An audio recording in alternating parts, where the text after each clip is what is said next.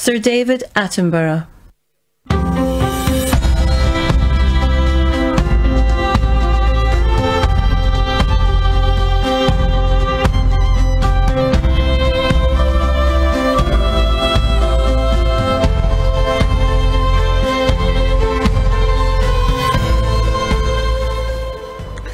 Your Excellencies, delegates, ladies and gentlemen, as you spend the next 2 weeks debating, negotiating, persuading and compromising, as you surely must, it's easy to forget that ultimately the emergency climate comes down to a single number: the concentration of carbon in our atmosphere. The measure that greatly determines global temperature. And the changes in that one number is the clearest way to chart our own story, for it defines our relationship with our world. For much of humanity's ancient history, that number bounced wildly between 180 and 300. And so too did global temperatures.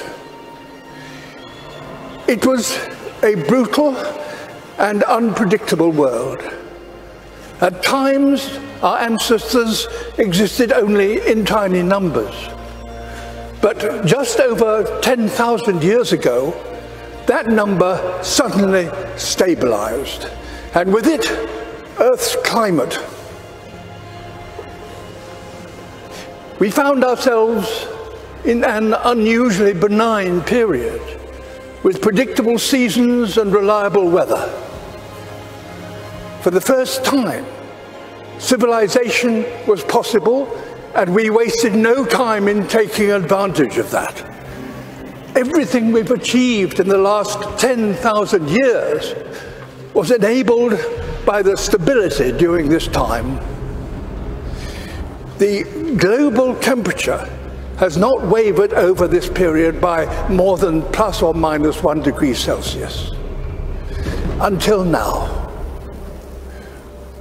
Our burning of fossil fuels, our destruction of nature, our approach to industry, construction and learning are releasing carbon into the atmosphere at an unprecedented pace and scale. We are already in trouble. The stability we all depend on is breaking. This story is one of inequality as well as instability. Today, those who've done the least to cause this problem are being the hardest hit. Ultimately, all of us will feel the impact, some of which are now unavoidable.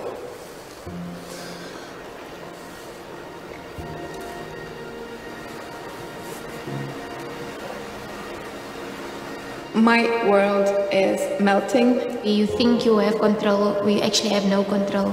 I'm absolutely terrified to bring a child to this world. Is this how our story is due to end? A tale of the smartest species doomed by that all-too-human characteristic of failing to see the bigger picture in pursuit of short-term goals. Perhaps the fact that the people most affected by climate change are no longer some imagined future generation, but young people alive today. Perhaps that will give us the impetus we need to rewrite our story, to turn this tragedy into a triumph. We are, after all, the greatest problem solvers to have ever existed on Earth. We now understand this problem. We know how to stop the number rising and put it in reverse. We must have carbon emissions, halt them this decade. We must recapture billions of tons of carbon from the air. We must fix our sights on keeping 1.5 degrees within reach. A new industrial revolution powered by millions of sustainable innovations, is essential and is indeed already beginning. We will all share in the benefits: affordable clean energy, healthy air, and enough food to sustain us all. Nature is a key ally. Wherever we restore the wild, it will recapture carbon and help us bring back balance to our planet.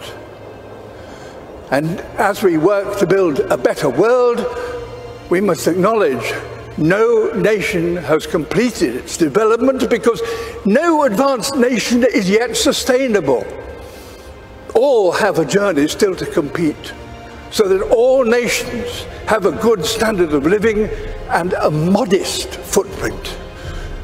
We're going to have to learn together how to achieve this, ensuring none are left behind. We must use this opportunity to create a more equal world, and our motivation should not be fear, but hope.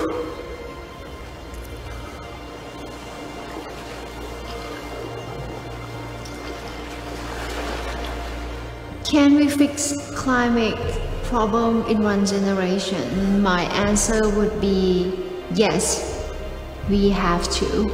We need to not just to talk about what we can do, but to do what we can. This is a challenge that we should try to solve in a quick way with a long-term vision. It comes down to this: the people alive now are the generation to come. Will look at this conference and consider one thing: did that number stop rising and start to drop as a result of commitments made here? There's every reason to believe that the answer can be yes.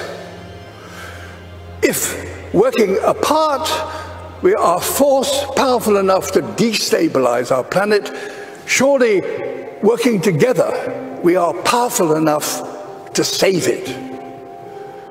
In my lifetime, I've witnessed a terrible decline. In yours, you could and should witness a wonderful recovery. That desperate hope, ladies and gentlemen, delegates, excellencies, is why the world is looking to you and why you are here. Thank you.